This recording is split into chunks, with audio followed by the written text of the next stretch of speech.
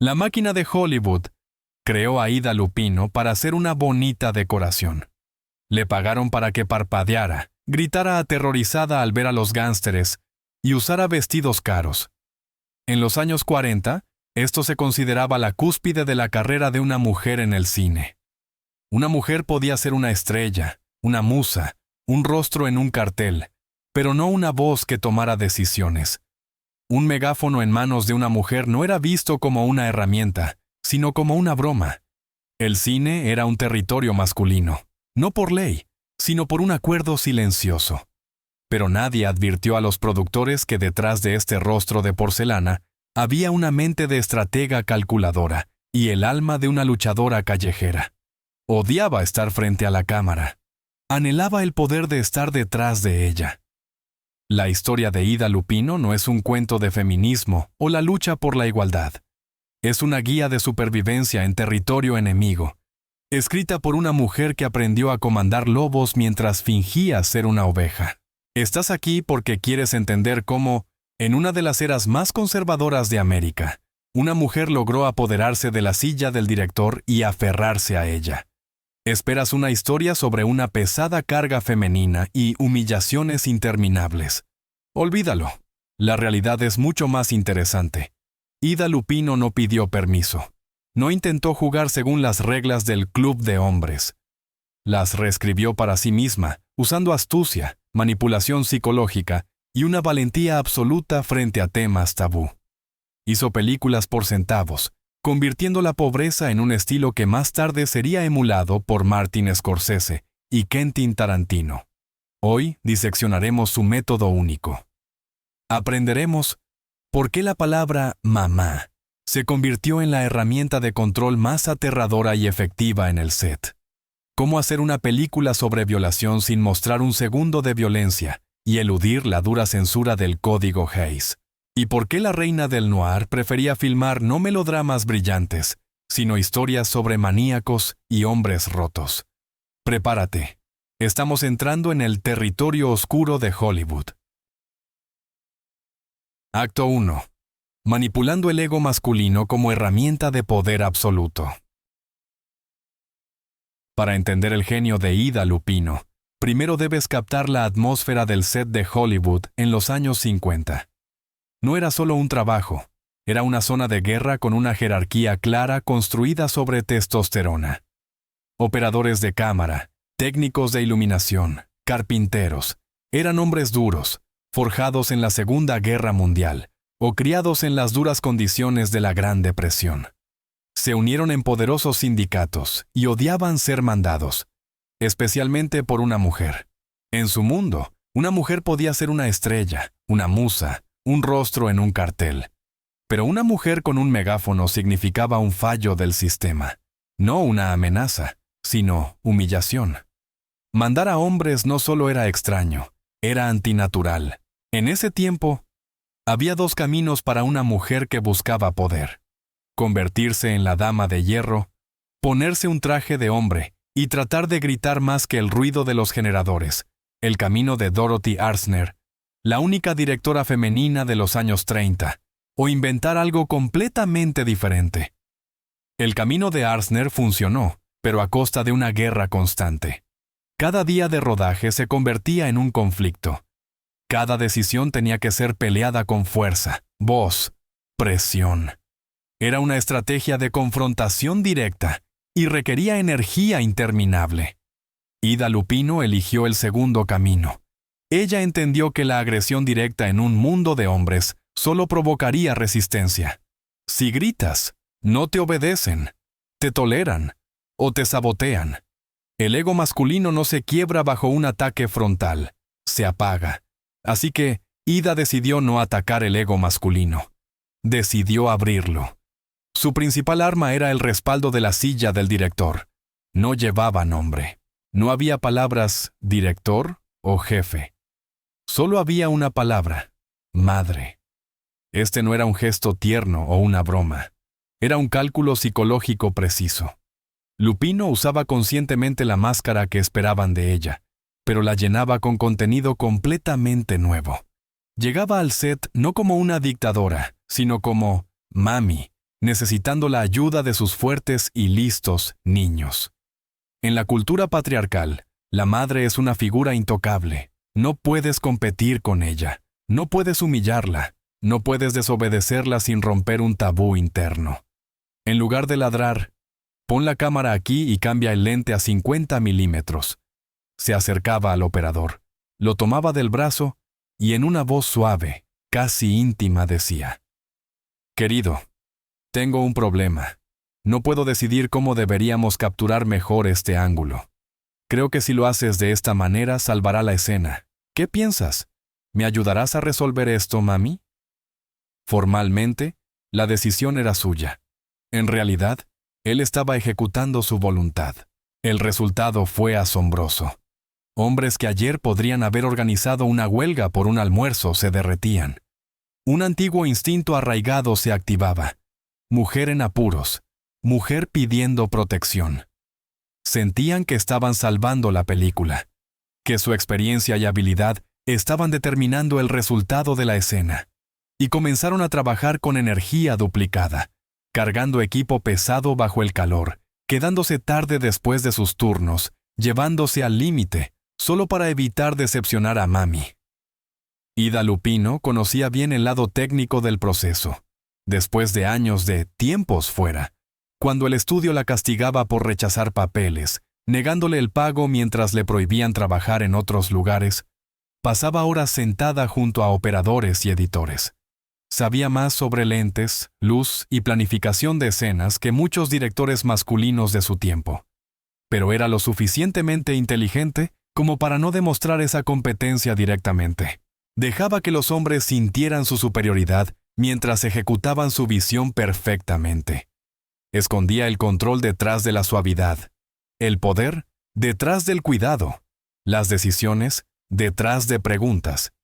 Era una manipulación total. Lupino creó un microclima familiar en el set, donde ella era la matriarca indiscutible. Nadie se atrevía a contradecir a mami, no porque temieran ser despedidos, sino porque temían decepcionarla. Transformó los prejuicios patriarcales, la idea de que una mujer es débil y necesita protección, en una herramienta de poder absoluto, casi tiránico. Como más tarde anotó irónicamente en una entrevista, los hombres son criaturas maravillosas si les dejas pensar que están a cargo. Pero este teatro no era sobre el control por el control mismo. El control sobre el equipo era solo un medio. El objetivo principal era algo más. Con una cámara en mano y un equipo leal, Ida Lupino tenía la intención de apuntar el lente hacia donde los jefes del estudio prohibían incluso mirar. Y para eso, tenía que hacer lo imposible: eludir el código de censura más estricto en la historia del cine estadounidense. Acto 2. ¿Cómo filmar una violación durante el Código Hays? Para comprender la magnitud de lo que Ida Lupino logró en 1950, hay que recordar lo que representaba el Código Hays. No era solo una lista de recomendaciones, sino un conjunto draconiano de reglas que sofocaba cualquier atisbo de realismo en Hollywood. No solo se prohibían los cuerpos desnudos o la violencia abierta. Los censores regulaban la duración de los besos, prohibían mostrar a las parejas casadas en la misma cama, y borraban capas enteras de la experiencia humana. El Código Hays no era meramente un filtro moral, era una herramienta para controlar la imaginación, un sistema que decidía lo que el espectador tenía derecho a ver, sentir e incluso desear, y por lo que debía ser castigado. No solo prohibía escenas, destruía el lenguaje del dolor. Si una experiencia no tiene palabras, parece no existir. Si quieres que desmenuce cómo funcionaba este sistema y a quiénes rompió, escribe una palabra en los comentarios: código. El tabú más aterrador en este sistema era la violación. La misma palabra estaba en la lista negra. No podía ser pronunciada, no podía ser escrita en los créditos, y desde luego no podía ser representada. Los estudios evitaban el tema, temiendo boicots de ligas religiosas, campañas en periódicos y sanciones financieras.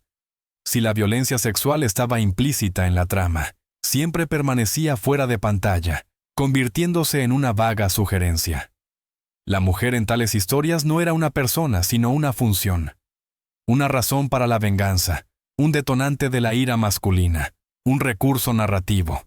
Pero Ida Lupino eligió hacer una película precisamente sobre esto, no para insinuar, no para esquivar, sino para hacer del trauma el tema central de la película. La película se llamó Outrage. Incluso esa palabra era un eufemismo forzado. Nombrar la película directamente era imposible. El mito dice que la censura mata el arte. La realidad de Ida Lupino demostró lo contrario. La censura obliga al arte a evolucionar. Sin forma de mostrar el acto de violencia física, tuvo que inventar un lenguaje visual que transmitiera el horror de lo que estaba sucediendo sin violar un solo punto del código. Y lo que creó resultó ser mucho más aterrador que cualquier escena naturalista. Lupino hizo un cambio radical en el enfoque. No le interesaba el crimen, sino su eco.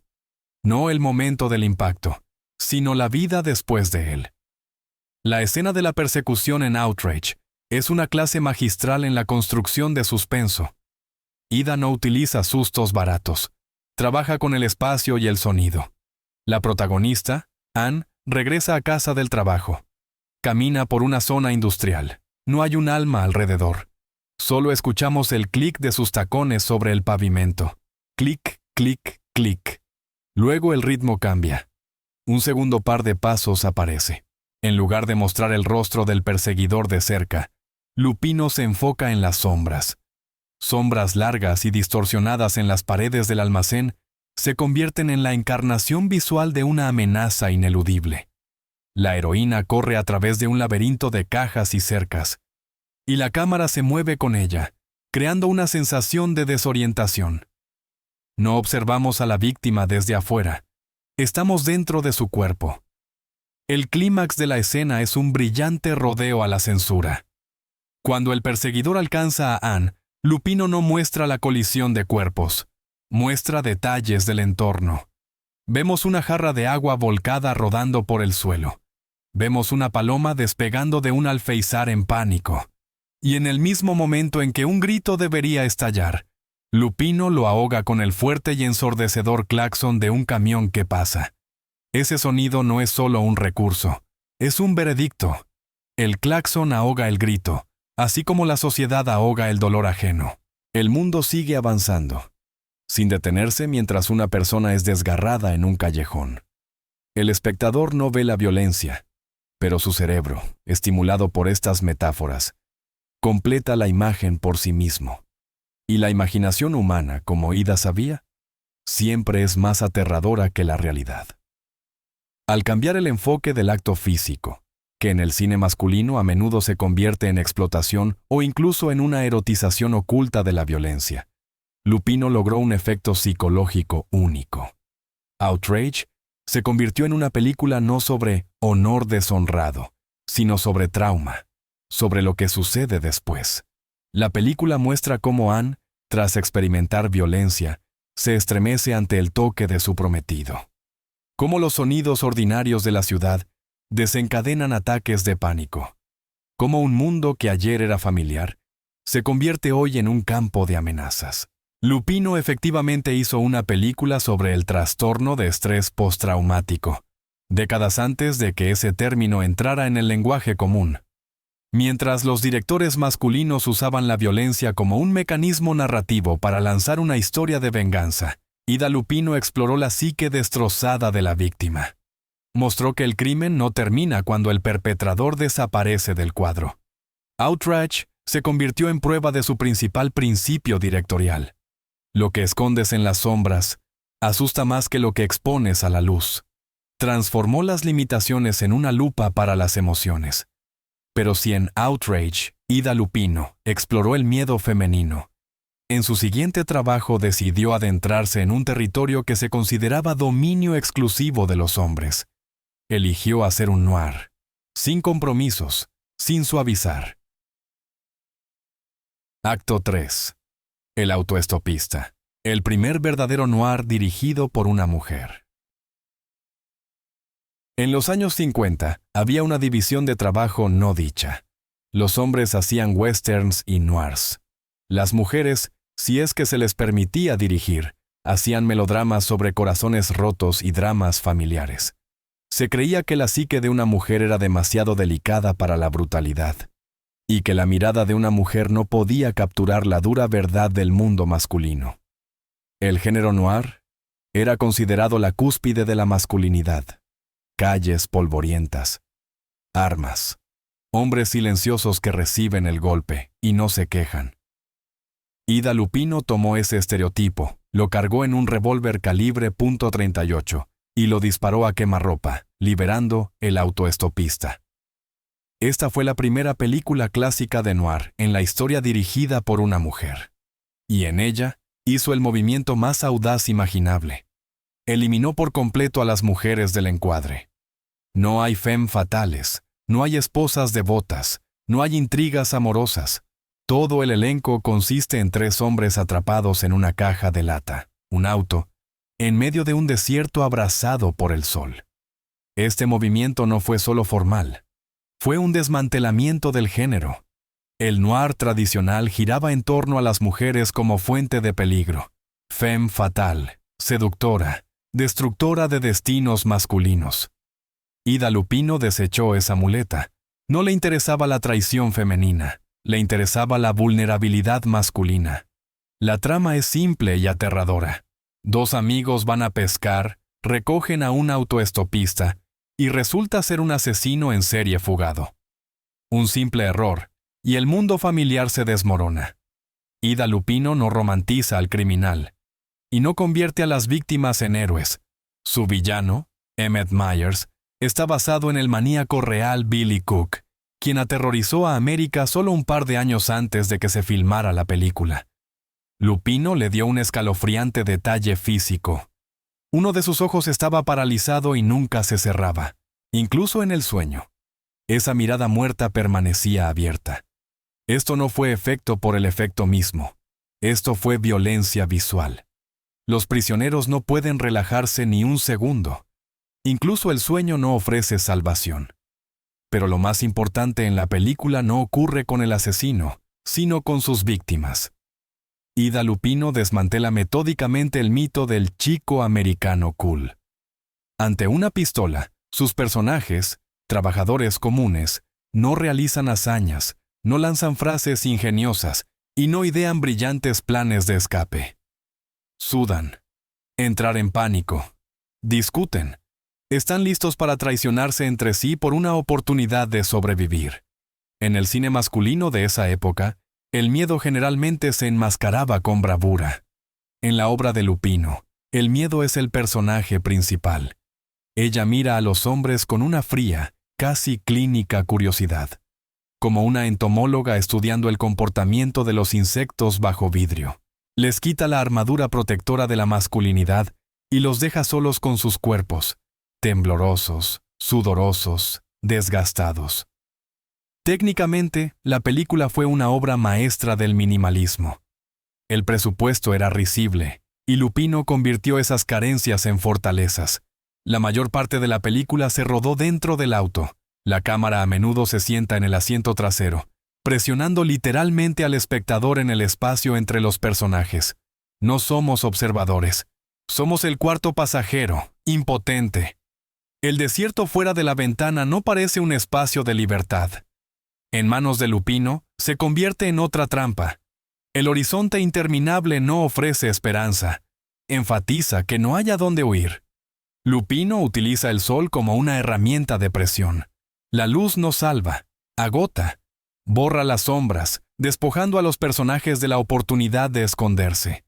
No hay la familiar romance nocturna en este noir. Todo sucede durante el día, a plena vista, y eso solo lo hace más aterrador. El autoestopista demostró que Ida Lupino dominaba el suspenso tanto como Hitchcock. Pero mientras Hitchcock jugaba con la audiencia, convirtiendo el miedo en un juego intelectual, Lupino actuó de manera diferente. Ella golpeó con hechos.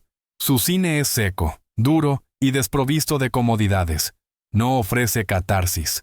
Deja al espectador en el mismo estado que los personajes, agotado y vacío. Con esta película, Ida Lupino demostró una verdad simple e incómoda a Hollywood. Para hacer la película más masculina del año, no necesitas ser un hombre. Necesitas el coraje de mirar el miedo sin adornos. Sin embargo, este triunfo fue solo un lado de su historia.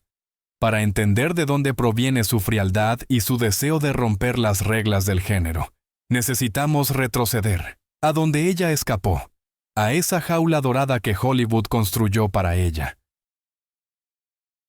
Acto 4. La prisión de la belleza. ¿Por qué la Bette Davis de los pobres renunció a un rostro de $1.000.000? Para entender por qué Ida Lupino se aferró con desesperación a la polvorienta y ahumada silla de directora, necesitas mirar el lugar que dejó atrás. Dejó la cima del mundo. En los años 40, Ida Lupino era una actriz codiciada en Hollywood. Tenía un contrato exclusivo con Warner Bros., un salario elevado y un flujo constante de papeles. Actuó junto a las grandes estrellas de la época y aparecía regularmente en las pantallas. Por fuera, parecía un cuento de hadas. Por dentro, como una celda de máxima seguridad. Para el estudio, no era una persona, sino un activo. Un rostro que podía ser utilizado mientras vendiera. En los pasillos de Warner Bros., ganó el humillante apodo, la Bette Davis de los pobres. Los jefes no la veían como un talento independiente, sino como un sustituto. Si un papel requería histeria, locura o escenas dramáticas intensas, y Bette Davis estaba ocupada o se negaba, el guión iba a Lupino. Recibió papeles de novias de gánsteres, psicópatas, mujeres al borde del colapso, personajes que gritaban bellamente, sufrían y morían en el tercer acto. Esto no era una elección. Esto era una línea de producción. El mito dice que las actrices del Hollywood dorado eran divas temperamentales. La realidad de Ida era diferente. Era demasiado inteligente para los papeles que le ofrecían. Leía guiones y veía diálogos planos, personajes de cartón y emociones predestinadas. Y cada vez más a menudo decía no al estudio. En esos años, rechazar un papel era un acto de guerra. El sistema de estudios poseía a los actores casi por completo. La desobediencia significaba castigo, suspensión. Al actor se le despojaba de su salario y al mismo tiempo se le prohibía trabajar en cualquier otro lugar. Era un lazo financiero. El estudio buscaba desgastarla, hacerla aburrirse, arruinarse y, en última instancia, arrastrarse de regreso por cualquier papel. Jack Warner estaba seguro de que sabía cómo romper a la actriz temperamental. Pero se equivocó. Mientras otros actores marginados bebían en bares, se quejaban o jugaban golf, Ida Lupino regresaba al estudio. Pero no al camerino. Llegaba al set como un fantasma. Se sentaba en las sombras, lejos del foco, y observaba. No miraba a los actores. Observaba a quienes tenían el verdadero poder. Pasaba horas observando cómo los camarógrafos colocaban la luz. No para la belleza, sino para el control sobre el rostro. Preguntaba a los editores por qué la escena se cortaba aquí y no un segundo después. Estudió el lenguaje de las lentes, los ángulos de cámara, el ritmo del movimiento dentro del encuadre. Comenzó a entender lo principal. El actor es material. El director es quien decide qué será de ese material. Un actor puede ofrecer la mejor escena de su vida, y será cortada. Un actor puede ser mediocre, y la edición lo hará grande. El poder pertenece a quien dice acción. Y en esos meses de inactividad forzada, la actriz Ida Lupino murió, y nació la directora. Se dio cuenta de que odiaba su hermoso rostro no por vanidad, sino porque era una mercancía controlada por otros. Su cuerpo pertenecía a un contrato, su imagen, al estudio, su tiempo, a la agenda de otro. Quería recuperar el control. Su decisión no fue impulsiva, fue un cálculo frío. Cuando su contrato con Warner Bros. Terminó, no lo renovó. A los 30, esto se consideraba un suicidio profesional. Los agentes giraban sus dedos en las sienes. Alejarse de la fama y el dinero garantizados significaba salir voluntariamente del juego. Pero Ida Lupino ya sabía qué iba a interpretar a continuación. Estaba cambiando su rostro en cámara. Comodidad, por riesgo. Una prisión brillante, por lo desconocido. Y el siguiente paso fue el más peligroso. Decidió no buscar un nuevo amo. Decidió convertirse en una ella misma. Acto 5. Hollywood guerrillero. Los cineastas y el arte de filmar sin dinero. Cuando Ida Lupino cerró la puerta de Warner Bros., no solo dejó el sistema de estudios. Salió de la protección, junto a su esposo, el guionista Collier Young, fundó una productora independiente con un nombre provocativamente simple: Los Cineastas. No era un intento de competir con los grandes, era una lucha por sobrevivir fuera de su mirada. El mito del cine independiente afirma que es un espacio de libertad. La realidad de finales de los años 40 era diferente. La independencia significaba pobreza.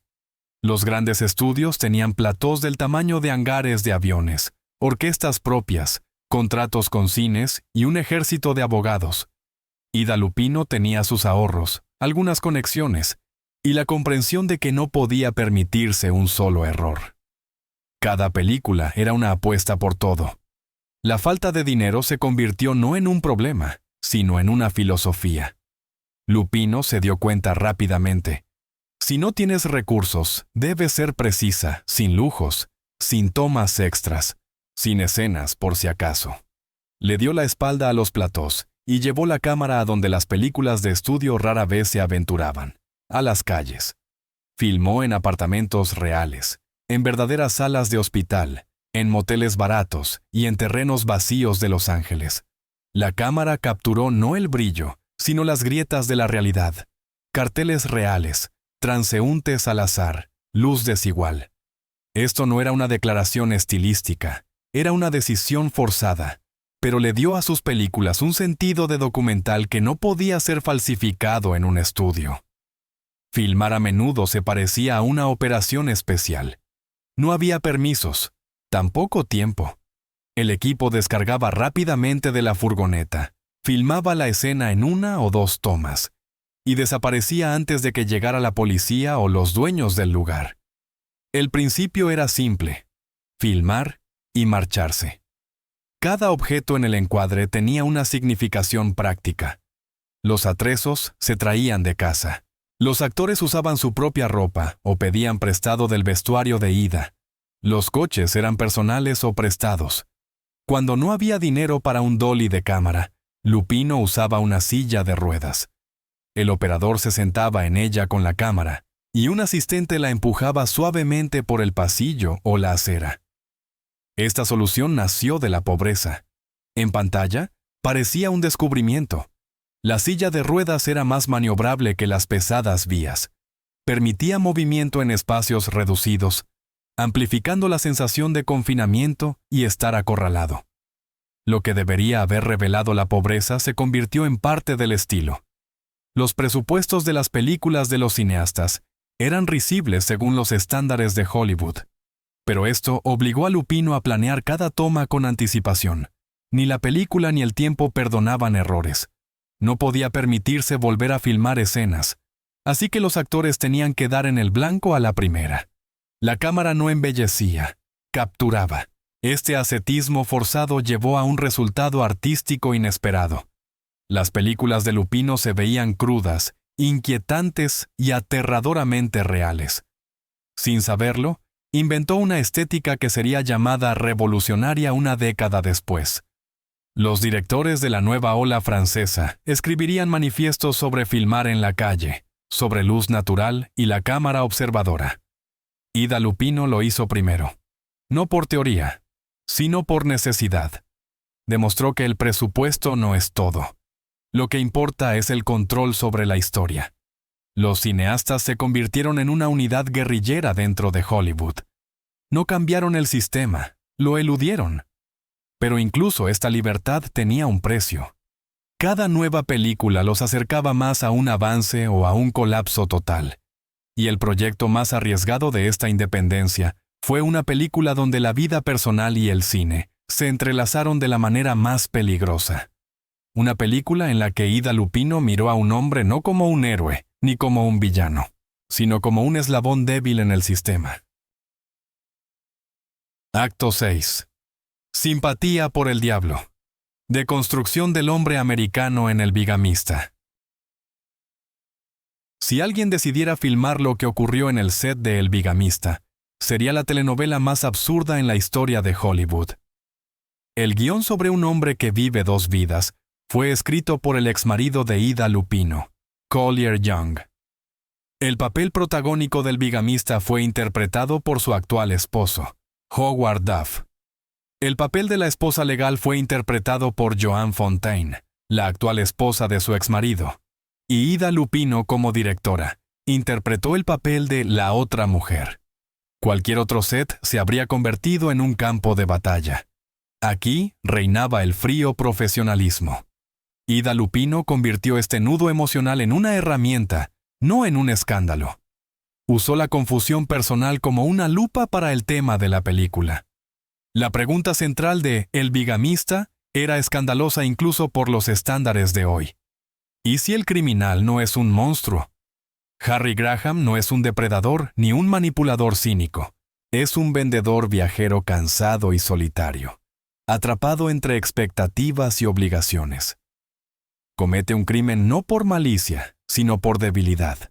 Ida Lupino hace lo que los directores hombres evitan. Se niega a moralizar. En el cine de esa época, los bigamistas eran retratados como villanos caricaturescos que debían ser expuestos y castigados. Lupino gira la cámara hacia el otro lado. Le interesa no el pecado, sino el mecanismo. ¿Por qué un hombre se quiebra? Harry debe ser fuerte. Debe ser el proveedor. No tiene derecho a dudar o sentirse cansado. Esta presión se convierte en la fuente de la catástrofe. Lupino también rompe los arquetipos femeninos. En lugar del esquema habitual de esposa, víctima, amante, seductora, invierte los polos. La esposa legal es fría, racional, una mujer enfocada en su carrera incapaz de ofrecer apoyo emocional. La amante es una mesera cansada y modesta, que ofrece simple calidez humana. Esto no es una excusa, esto es un corte. Ida Lupino se filma a sí misma sin el más mínimo intento de glamorización. Su personaje se ve desvanecido, ansioso, ya derrotado. Sabe que está haciendo mal, pero no puede detenerse. En El bigamista casi no hay pasión. Hay fatiga, hay soledad, hay miedo a la exposición. Las escenas clave de la película no son escándalos, sino pausas. Silencio en el autobús, una conversación en una mesa barata, momentos en que las personas no saben qué decir. Lupino utiliza la cámara como antes, ajustada, sin aire. El héroe está constantemente apretado en espacios, autos, pasillos, cabinas telefónicas. Incluso la calle no da una sensación de libertad. El final de la película no trae alivio. El juicio no parece un triunfo de la justicia. Parece una formalidad. Cuando presionan a Harry para que explique sus acciones, queda claro. No puede articular una razón. Y en esto radica el diagnóstico principal de Ida Lupino. El mal en sus películas no surge de la crueldad, sino de la incapacidad de hablar sobre los propios sentimientos, no de un deseo de destruir, sino del miedo a ser no deseado. El bigamista se convirtió en la película más radical de Lupino, no porque el tema fuera tabú, sino porque se negó a dar al público una posición cómoda. No justifica, y no acusa, muestra. Pero este triunfo psicológico solo fue posible porque Lupino había aprendido a aceptar el poder fuera de las reglas. Y por primera vez, esto ocurrió no por ambición, sino por catástrofe. Para entender cómo Ida Lupino llegó a la silla del director, hay que regresar al momento en que no tuvo elección. Acto 7. Una coincidencia que se convirtió en destino. Las grandes carreras rara vez comienzan con un plan claro. Más a menudo, con catástrofe. Ida Lupino no tenía la intención de convertirse en directora en 1949. Escribió el guión de la película Not Wanted y la produjo, confiando la dirección al veterano del cine mudo, Elmer Clifton. Fue un gesto respetuoso. Había una jerarquía en Hollywood, y Ida sabía cómo seguirla. El proyecto era arriesgado desde el principio. La película contaba la historia de una madre soltera, una figura que la sociedad estadounidense de los años 40 prefería ignorar. Estas mujeres no eran condenadas públicamente, simplemente eran borradas. El rodaje comenzó sin incidentes, pero a los 3 días, todo colapsó. El director sufrió un infarto masivo justo en el set. Para un gran proyecto de estudio, esto significaría una pausa. Para una película independiente, muerte. El presupuesto era mínimo. El dinero de los inversores se evaporaba con cada día de inactividad. Encontrar un nuevo director por tan poco dinero y en tan poco tiempo era imposible. El proyecto enfrentaba una elección: cerrar o arriesgarlo todo. Ida Lupino se quitó los zapatos y se puso detrás de la cámara. Este no fue un gesto heroico. Este fue pragmatismo. Conocía el guión de memoria. Entendía qué tipo de película quería crear. Y lo más importante, entendía que si el rodaje se detenía, los cineastas no sobrevivirían a su primer proyecto. Trabajó rápido y con precisión, sin declaraciones ruidosas, sin pelear por créditos. Su estilo contrastaba agudamente con el de Clifton. Donde la vieja escuela prefería tomas estáticas y teatrales, Lupino aportó nervio y subjetividad. La cámara comenzó a respirar con la heroína. Rechazó la distancia. La audiencia se encontró dentro de la historia. Esto se sintió especialmente en las escenas de parto. Lupino las filmó no como un milagro, sino como una prueba. Sin sentimentalismo, sin suavizar. Utilizó escenarios hospitalarios reales, ángulos extraños, enfoque difuminado y sonido distorsionado. Todo funcionó para evocar una sensación de soledad y horror corporal. Esta fue una mirada que no podía ser simulada. Este fue cine filmado por una persona que conocía el miedo a la vulnerabilidad física. La película se completó a tiempo y dentro del presupuesto. Resultó ser un éxito comercial. Y aquí Ida Lupino hizo un movimiento que mejor describe su carácter. Rechazó el crédito de dirección. En los créditos de Not Wanted, el director fue listado como Elmer Clifton. Cualquier otra persona en su lugar habría exigido reconocimiento. Este habría sido el momento perfecto para un debut ruidoso. Pero Ida sabía. Clifton estaba muriendo. Si ella tomaba el crédito, él perdería su seguro de salud y los pagos finales. Ella eligió permanecer en las sombras. Esto no fue altruismo. Esto fue un entendimiento del sistema. Sabía. La industria ya conocía la verdad. Y eso era suficiente. Los rumores sobre quién estaba realmente a cargo en el set se propagaron instantáneamente. En Hollywood, la información circula más rápido que los créditos oficiales. Ida Lupino comenzó a ser vista de manera diferente, no como una actriz con ambiciones, sino como una persona capaz de mantener el proyecto a flote. Fue este debut, no oficial, el que abrió la puerta a sus próximas películas. Pero antes de que el sistema se diera cuenta de que había cometido un error, Ida Lupino ya había consolidado su papel como directora. Entró en la profesión no porque se lo permitieran, sino porque en un momento crítico, nadie más estaba allí para asumir la responsabilidad. Y desde ese momento, no hubo vuelta atrás. Acto 8. La psicología del marco. Claustrofobia como efecto especial. Ida Lupino no solo contaba historias sobre personas en problemas, hizo que la audiencia sintiera físicamente esos problemas. Mientras los grandes directores de estudio buscaban escala, espacio y efecto, Lupino tomó la dirección opuesta. No le interesaban los panoramas ni los escenarios majestuosos. Le interesaba la presión. Presión del espacio, presión del marco, presión de la imposibilidad de escapar. Su estilo visual se puede describir en una palabra: trampa. En parte, esto fue dictado por la necesidad. Lupino filmó en interiores reales y baratos, apartamentos, moteles, coches. No podía empujar las paredes como lo hacían en los estudios de MGM. Pero donde otro director vería una limitación, Lupino veía una metáfora. Sus personajes siempre eran rehenes, de roles sociales, de traumas, de circunstancias, y la cámara enfatizaba esta falta de libertad. A Lupino le encantaba filmar a través de barreras. En sus películas, la audiencia a menudo observa a los personajes a través de los respaldos de las camas, barandillas de escaleras, marcos de puertas, vidrio turbio. El primer plano está deliberadamente desordenado. Siempre hay algo entre el espectador y el héroe. Se siente como si estuviéramos espiando, y eso crea una sensación de vergüenza y ansiedad. El héroe no solo sufre en una jaula. En el autoestopista, esta técnica se lleva al límite. La cámara rara vez sale del interior del coche. Está presionada contra el techo, las puertas, los cuerpos de los personajes.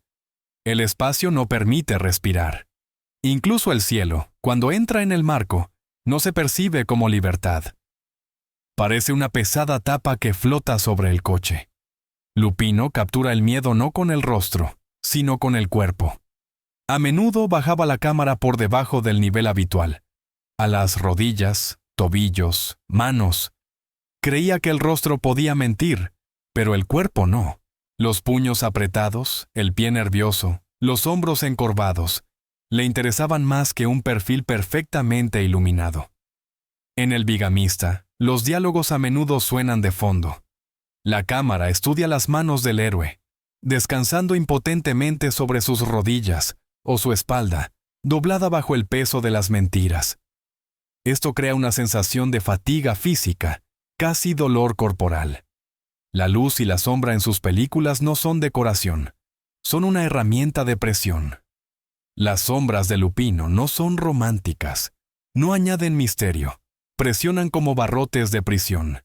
En Indignación, estructuras industriales proyectan sombras que caen sobre la heroína, como los barrotes de una celda, incluso antes de que su vida se convierta verdaderamente en encarcelamiento. Lupino no teme a la oscuridad. La utiliza como un espacio para la imaginación de la audiencia. Cuanto menos se muestra, más se imagina. Cuanto menos aire en el marco, más fuerte es la sensación de amenaza. Este estilo, ansioso, comprimido, claustrofóbico, se convirtió en su carta de presentación. Nació no de manifiestos estéticos, sino de una economía forzada. Pero por eso resultó ser tan preciso. Lupino demostró que la ansiedad no surge del monstruo en el armario. Surge de la sensación de que las paredes se están moviendo lentamente. Pero la era estaba cambiando. Y ese Hollywood que aprendió a navegar comenzó a desaparecer. A finales de los años 50, el sistema de estudios se estaba desmoronando. En su lugar, una nueva industria estaba creciendo, donde figuras como Ida Lupino tenían poco espacio. Hollywood intentó expulsarla de nuevo, y Ida eligió no retroceder, sino encontrar un camino alternativo. Acto 9. La dimensión desconocida, donde el marginado encontró un nuevo hogar. Para finales de 1950, Hollywood había cambiado para siempre. El sistema de estudios, contra el cual Ida Lupino había aprendido a sobrevivir, comenzó a desmoronarse. Pero de sus ruinas no creció un jardín de libertad, sino una nueva máquina, aún más fría. El gran cine se volvía más caro, los riesgos mayores, los productores más cautelosos. Y en esta nueva lógica, no había lugar para una directora que hacía películas baratas y oscuras sobre trauma, miedo y debilidad. Ida Lupino ya no encajaba en la ecuación. Hollywood no le declaró la guerra, simplemente cerró las puertas. Para cualquier otra estrella, eso significaría el final. Memorias, entrevistas raras, una lenta desaparición. Pero Ida Lupino era una pragmática. Si los cines ya no la necesitaban, ella iba a donde los snobs de los estudios miraban por encima del hombro, a la televisión. Para finales de los 50, la televisión era considerada un cementerio de elefantes. Un lugar al que iban aquellos que no podían manejar la gran pantalla.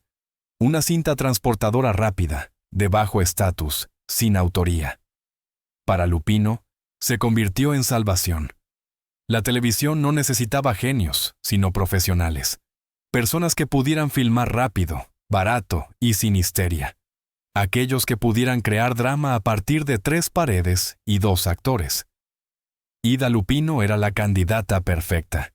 Se convirtió quizás en la directora mujer más productiva de la televisión americana en los 60. Alfred Hitchcock presenta El fugitivo a la casa del hombre. Su nombre aparecía regularmente en los créditos, aunque solo fuera por un segundo. Los productores la amaban no por una perspectiva femenina, sino por su disciplina. Nunca se pasaba del presupuesto, nunca faltaba a un plazo, y podía construir tensión de la nada. Pero el pináculo de su periodo televisivo fue su trabajo en la serie La Dimensión Desconocida. El creador del programa, Rod Serling, buscaba directores que pudieran transmitir una sensación de ansiedad, paranoia e irrealidad. Y Ida Lupino fue la única mujer a la que confió un episodio de la serie original. El episodio se llamaba Las Máscaras. La trama era brutal y simple. Un rico moribundo reúne a sus codiciosos herederos y los obliga a usar grotescas máscaras que reflejan sus vicios. Promete la herencia solo con una condición. Las máscaras no pueden ser retiradas hasta la medianoche. Era su estilo. Un espacio cerrado. Jerarquía familiar. Personas obligadas a usar roles impuestos. Lupino exprimió el formato de 25 minutos hasta su última gota. Transformó la mansión en una jaula y las máscaras en extensiones de rostros. La cámara gira lentamente, construyendo paranoia. La luz corta a través del espacio, resaltando deformaciones. El final, cuando los personajes se quitan las máscaras y descubren que sus rostros han tomado la forma de esas máscaras, fue un verdadero horror corporal. No era llamativo, no era ruidoso, pero era pegajoso e inquietante. Era la televisión perfecta, comprimida al límite, sin sentimentalismo. La ironía era que en La Dimensión Desconocida, Ida Lupino aparecía en ambos lados de la cámara, como actriz. En el episodio El santuario de 16 milímetros, interpretó a una estrella de cine envejecida, atrapada en una habitación con proyecciones de sus viejas películas. Una mujer que eligió desaparecer dentro de una imagen en lugar de vivir en la realidad. Era una escalofriante declaración meta. Lupino interpretó un destino que ella misma había evitado. Mientras su personaje se disolvía en las ilusiones del pasado, la verdadera Ida permanecía detrás de la cámara, construyendo el futuro de la televisión. Ella eligió no la nostalgia, sino el trabajo. El periodo televisivo duró casi 20 años. Más de 100 episodios, docenas de géneros. Pero este éxito tenía un lado oscuro. La televisión, un arte sin memoria. Los nombres de los directores se desvanecen más rápido que los fotogramas. Ida Lupino comenzó a desaparecer de nuevo. No porque dejara de trabajar, sino porque el formato no dejaba huellas. Cuando las cámaras se apagaban, quedaba el silencio. Y parecía que la historia de Ida Lupino terminaría así, sin un acorde final, sin reconocimiento, sin un regreso. Pero las historias rara vez terminan donde uno espera. Acto 10. El arquitecto invisible. ¿Por qué Scorsese y Tarantino rinden? Homenaje a su fantasma. Cuando Ida Lupino murió en 1995, pasó casi desapercibida. Los obituarios la recordaron como una actriz de los años 40, una mujer con una mirada dura y papeles secundarios. La mencionaron como directora de paso, como una curiosidad, como una nota al pie en la historia. Sus películas no se transmitieron en horario estelar, no se estudiaron en las escuelas de cine, no se incluyeron en listas de grandes. Parecía que la historia la había ignorado, pero solo fue una pausa. El cine tiene una extraña propiedad. Trae de vuelta a los olvidados demasiado pronto. Y el primero en hablar seriamente de Ida Lupino como autora fue un hombre que conocía el valor del cine marginal. Martin Scorsese. Él llamó a Lupino no la primera mujer, sino una artista. Una autora con una voz que no puede confundirse. Escribió que sus películas poseen una dureza despojada de adornos, que tienen una calidad rara, la capacidad de mostrar la fragilidad de las personas crueles. Esta fue la clave. Scorsese vio en Lupino lo que otros preferían pasar por alto. Ella no hacía géneros, capturaba estados. Su influencia demostró ser más amplia de lo que comúnmente se cree. Su minimalismo, el rodaje en locaciones, el rechazo al brillo, el interés en las psiques rotas. Todo esto se convertiría en la base del cine independiente estadounidense. Ella comenzó a hacerlo antes de que se pusiera de moda, antes de que se convirtiera en un manifiesto. John Cassavetes, a menudo llamado el padre del cine indie estadounidense, comenzó a filmar a finales de los años 50. Ida Lupino hizo lo mismo 10 años antes que él, sin un término, sin teoría, sin apoyo. La nueva ola francesa hablaría de la cámara estilo, del cine como expresión personal. Lupino ya usaba la cámara como una herramienta de presión y confesión, porque no tenía dinero para estudios. Incluso Quentin Tarantino, un fanático del cine de género crudo, heredó indirectamente su enfoque. Diálogos secos, ausencia de moralización, interés en personajes marginales. Para él, como para Lupino, el género era solo una cáscara. Hoy, los académicos del cine reconocen: Ida Lupino fue la madre del cine independiente estadounidense. Pero este reconocimiento llegó demasiado tarde. Ella no encajaba en ninguna narrativa conveniente. Era demasiado dura para el cine de mujeres, y demasiado centrada en el género para el panteón de autores. No luchó contra el sistema con carteles o consignas. Simplemente trabajó, y quizás por eso fue olvidada. La historia ama los gestos ruidosos y los mitos simples. Ida Lupino no ofreció ninguno. No se llamó a sí misma feminista. No exigió reconocimiento. No explicó que estaba haciendo historia. Hizo películas. Su legado no está en consignas, sino en el método. Usó las limitaciones como un recurso. Convirtió la censura en lenguaje. Hizo del control una forma de supervivencia. Ida Lupino no rompió el techo de cristal con su cabeza. Simplemente lo desmanteló en lentes para sus cámaras. Y a través de esos lentes, aún vemos el mundo como ella lo vio. Brutal, estrecho, pero lleno de vida desesperada y palpitante. Por eso sus películas no han envejecido. No se trata de una era. Se trata de presión. Y la presión, como sabemos, nunca desaparece. Su legado hoy está más vivo que los brillantes éxitos de taquilla de los años 50 que ganaron un montón de Óscares. ¿Por qué? Porque los éxitos de taquilla han envejecido. Estaban demasiado atados a la moral de su tiempo. Las películas de Lupino, sobre miedo, soledad, violencia y ambigüedad moral, no han envejecido un día. Ella demostró que una directora mujer no tiene que hacer cine de mujeres, en el sentido despectivo de la palabra, sobre flores y bodas. Puede hacer un cine que es duro, incómodo y aterrador. Puede mirar en el alma de un hombre más profundo que los propios hombres. La historia de Ida Lupino no es solo una biografía de una mujer exitosa. Es un manual de guerra de guerrillas contra la realidad. Ella entró en un mundo donde los hombres escribían las reglas, los hombres distribuían el dinero, y a las mujeres solo se les permitía lucir bonitas bajo los reflectores. No desperdició su vida quejándose de la injusticia. En cambio, descifró el código del sistema.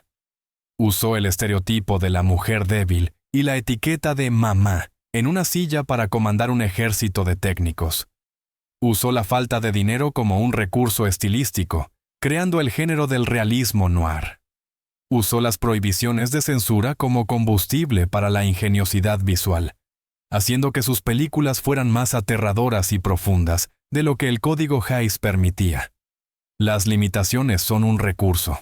La falta de presupuesto o la dura censura obligan al cerebro a encontrar soluciones brillantes que perduran por décadas. El poder blando es más efectivo que la agresión. Ida manejó a los hombres interpretando el papel de mamá, logrando más que aquellos que intentaron luchar contra ellos. La verdad siempre es valiosa, Los sets brillantes se descomponen, mientras que una historia sincera sobre el dolor humano permanece relevante para siempre.